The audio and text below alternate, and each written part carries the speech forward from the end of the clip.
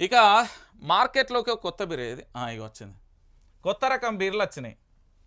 ఇక వీటిని ఒక్కసారి చూడాలి. ఒకటి బీరకాయ అంటాలు, బెండకాయ అంటాలు, దొండకాయ అంటాలు, వంకాయ అంటాలు, మరి కూరగాయల కంటే అధ్వానం అయిపోయింది. మీరు సహజంగా ఎక్కడికైనా వెళ్తారు కదా! అంటే ఇతర ప్రాంతాల్లోకి వెళ్ళినప్పుడు మీ పిల్లలో గానీ, లేకపోతే ఇతరత్ర ఎవరన్నా వచ్చినప్పుడు, అమ్మ ఆకలైతుంది అంటే, బిడ్డ బయటకొచ్చినాం కదా! బిర్యానీ తిందాం. ట్రైన్ బిర్యానీ, ఇంకో బిర్యానీ రకరకాలుగా మీరు బిర్యానీల పేర్లు చెప్తారు. కానీ ఆశ్చర్యం ఏందంటే, తాగే మందులో కూడా బిర్యానీ ఉంది తెలుసా ఇది? బిర్యానీ బీర్ అనేది ఒకటొచ్చింది మార్కెట్‌లో. అది తెగ వైరల్ అయితుంది. ఇయాల సాయంత్రం వైన్స్ దగ్గరికి పోయి మరీ తీసుకొచ్చి మీకు చూపెడతా. ఇక్కడ అందుబాటులో లేవట. నేను నిన్ననే అడిగిన. ఎందుకు అంటే లైవ్‌లోనే చూపెడదామని.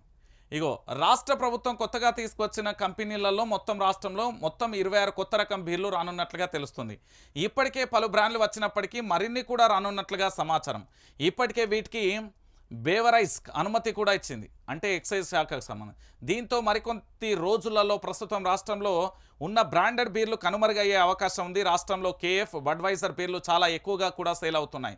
అయితే గత కొద్ది నెలలుగా మాత్రం ఈ కంపెనీల బీర్లు దొరకడం లేదు.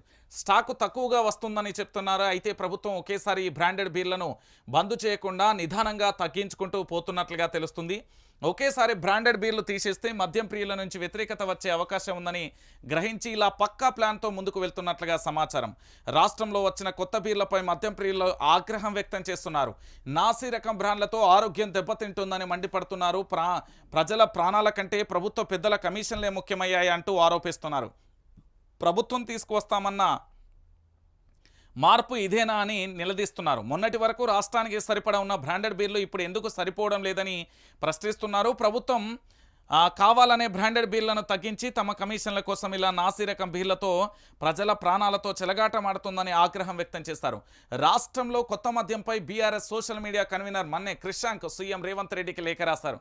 రాష్ట్రంలో కల్తీ మద్యాన్ని తీసుకురావద్దంటూ బహిరంగ లేఖ రాశారు. ప్రభుత్వ ఖజానాకు గండి కొట్టి కల్తీ మద్యం వ్యాపారం చేయడంలో సోమ్ డిస్టిలరీస్ సంస్థ పేరుగాంచిందన్నారు. ఈ సంస్థ తయారు చేసిన మద్యం బ్రాండ్లను అక్కడే రాష్ట్ర ప్రభుత్వాలు ధ్వంసం చేసిన ఫోటోలను సైతం రేవంత్ రెడ్డికి పంపారు. వెంటనే ఈ సోమ్ డిస్టిలరీస్ ఇచ్చిన అనుమతులను వెంటనే రద్దు చేయాలంటూ కూడా డిమాండ్ చేశారు.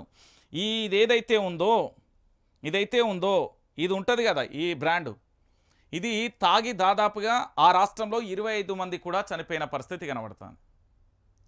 సో నేను అందుకే ఏమని చెప్తున్నానంటే, అనారోగ్యాన్ని దెబ్బతీసే ఇలాంటి బ్రాండ్లు మార్కెట్లోకి పుట్టల కొద్దీ కూడా బయటకు వస్తున్నాయి. సో మీరు మద్యం తాగకపోవడమే మంచిది అనేది ఎవరైతే చాలామంది ఎక్స్పర్ట్లు ఉన్నారో వాళ్ళు చెప్పే విషయం. మద్యానికి దూరంగా ఉండడమే మంచిది. ఈ రాష్ట్ర ప్రభుత్వానికి సంబంధించి పూర్తి స్థాయిలో మద్యానికి సంబంధించిన ఒక చర్చ జరుగుతుంది.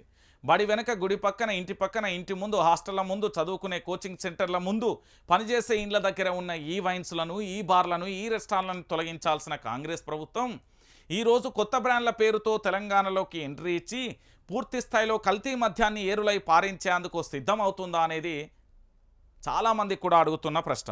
ఏంది అంటే ఈ బ్రాండెడ్ మందు ఇది ఏదైతే బీర్లను తీసుకురావడం వల్ల దాదాపుగా 5,000 కోట్ల కమిషన్లు ముట్టినే అనేది కూడా ఒక చర్చ జరుగుతుంది. అది నిజమా కాదా అబద్ధమా అనేది రాష్ట్ర ప్రభుత్వమే చెప్తే బాగుంటుంది అనేది ప్రధానమైన అంశానికి సంబంధించి హైలైట్ చేస్తున్న పరిస్థితి కనబడుతుంది. ఇక దానితో పాటుగా తెలంగాణ వ్యతిరేకికి సలహాదారు